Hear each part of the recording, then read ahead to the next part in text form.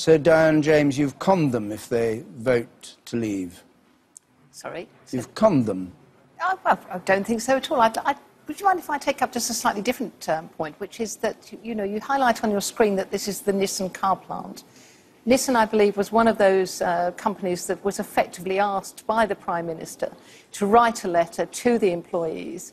And I think what you're seeing here is the reaction to that, which I understand has been quite widespread across the country, where people have actually taken, shall we say, offence at being directed to do something, and then seemingly that whole message has been undermined in the later stage. And I think there's a classic here, which is in terms of the German, let's call it almost CBI equivalent, today saying there won't be any tariffs, there won't be any reaction, negative reaction in terms of trade between the two countries.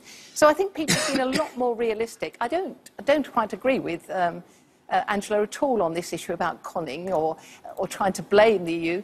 When it comes down to it, the Leave campaign has presented quite accurately what the issue is in terms of immigration and linking it to the freedom of movement. I'm sorry, the bus wasn't accurate. The fact that Turkey's going to join any minute wasn't accurate.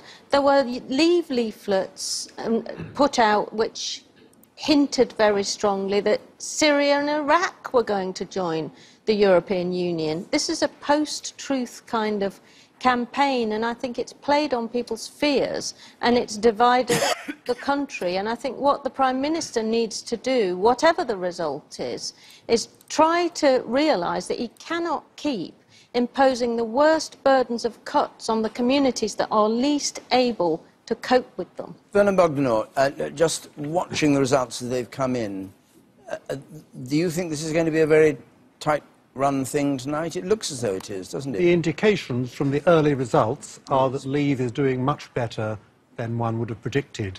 The tight result in Newcastle, where Remain could have hoped for a very large victory, because we're told that university towns and university graduates are very strongly in favour of Remain, the very large victory for Leave in Sunderland, and also the predicted low turnout in Scotland are all good indications for the Leave camp. And I think we do have to face the possibility, no more than a possibility, that Leave will win this referendum and that Britain will leave the European Union. I think that is a possibility. Whether that happens or not, it's obviously a very close result.